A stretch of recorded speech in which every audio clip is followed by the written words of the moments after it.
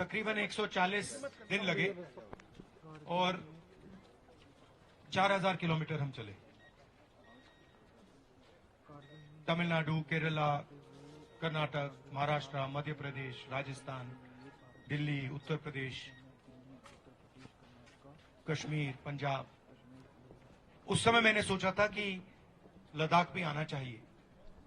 तो मेरा प्लान था कि हम जनवरी में खत्म श्रीनगर पहुंचने के बाद लद्दाख आए, मगर प्रॉब्लम हो गई थी, बर्फ थी, ठंड का समय था, तो एडमिनिस्ट्रेशन ने हमें उस समय अलाउ नहीं किया, तो वहां हमने यात्रा समाप्त की। तो अब मैंने सोचा कि जो मैं नहीं कर पाया उसको अब जाके पूरा कर दूं। तो पैदल तो खैर अभी नहीं चले हैं, और शायद रजनी जी, शायद आपको प्रोग्राम बनाना चाहिए कि हम लद्दाख में भी थोड़ा सा पैदल चलें, क्योंकि लद्दाख को पीछे नहीं छोड़ना चाहिए। मगर मैंने सोचा कि मोटरसाइकिल से मैं आपके इस प्यारे लद्दाख में दौरा करूं। तो हम पेंगोंग गए, ले, नुब्रा वैली, अब कारगिल, और बहुत सारे लोगों से हम मिले, ऐसी बहुत सारी मीटिंग्स की। जो आपके दिल में है वो सुना, समझने की कोशिश की। एक तो सबसे बड़ा मुद्दा है लद्दाख में, हर रीजन में, जो आपके रिप्रेजेंटेशन का मुद्दा है, जो लोकतंत्र में आपकी जो आवाज होनी चाहिए, और जो यहां आपके फंड्स आते हैं उनके डिसीजंस कौन ले, वो सवाल है। आजकल निर्णय ब्यूरोक्रेसी ले रही है, लद्दाख की जनता नहीं ले रही है। तो ये मुद्दा शायद सबसे बड़ा है। दूसरा मुद्दा, युवा कहते हैं कि बेरोजगारी बढ़ती जा रही है, शायद यहां भी वही मुद्दा होगा, हैगा। महंगाई का मुद्दा है। तो मैं आपकी भी बात सुनना चाहता हूं। आप जो आपके दिल में है रखिए, अगर मुझसे आपके पास एक दो सवाल हो वो पूछ लीजिए, मगर मैं आपसे सिर्फ ये कहना चाहता हूं कि शायद लद्दाख से सुंदर जगह हिंदुस्तान में नहीं है। मतलब हर जगह और सुंदर मिलती है यहां पे। तो बहुत अच्छा लगा। और दूसरी बात, जब भी मैं कहीं जाता हूं तो सड़क पे लोग लेबर करते हैं, आपने देखे होंगे। वो हिंदुस्तान से अलग अलग एरिया से आते हैं, कोई यूपी से आता है, कोई बिहार से आता है, मध्य प्रदेश से आते हैं, छत्तीसगढ़, झारखंड से आते हैं। तो मैं उनसे पूछता हूं कि कैसे हो, क्या हो रहा है। और जहां भी मैं जाता हूं मैं पूछता हूं यहां के लोग कैसे हैं। तो यहां भी मैंने पूछा,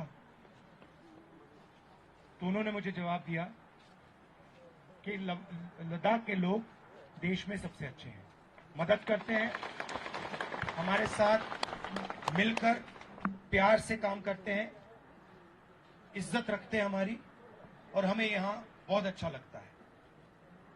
तो इसके लिए मैं आपको बधाई देना चाहता हूं कि जो यहां आता है, आप रिस्पेक्ट से, प्यार से, इज्जत से उनके साथ बर्ताव करते हैं। अब आपके सवाल हो आप पूछिए।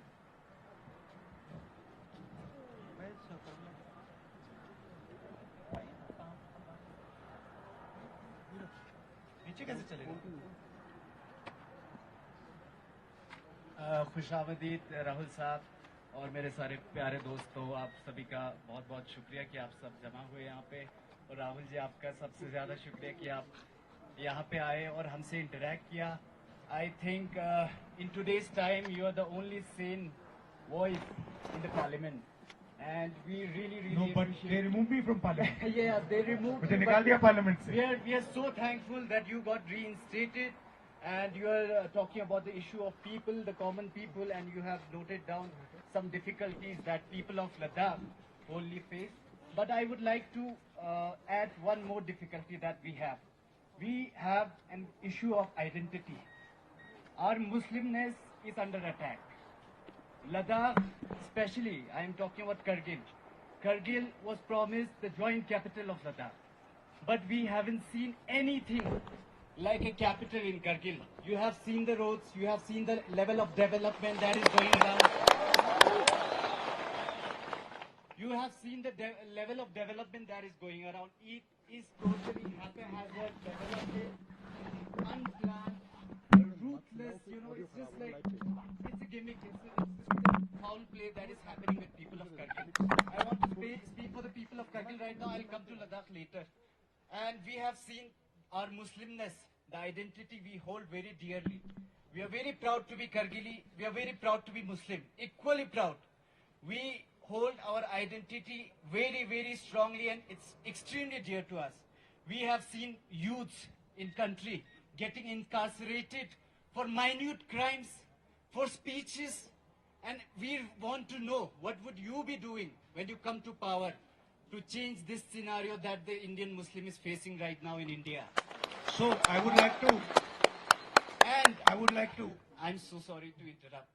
And we do not get stages like this to speak our heart out. This is one of the kind of spaces where we can speak very without any shy, without any hesitation. We are afraid to speak our heart. We are afraid to speak. We are afraid to come out and speak about our problems. We do not want to be targeted by people. We do not want to be targeted by governments. We do not want to be left out from government job opportunities. We haven't. नमस्कार, मैं हूं मानक गुप्ता। अगर आपको हमारा ये video पसंद आया हो तो इसे लाइक और शेयर जरूर करें, और हां, हमें सब्सक्राइब और फॉलो करना ना भूलें ताकि आप देश और दुनिया की कोई खबर मिस ना करें। तो जुड़े रहिए हमारे साथ और देखते रहिए न्यूज़ 24।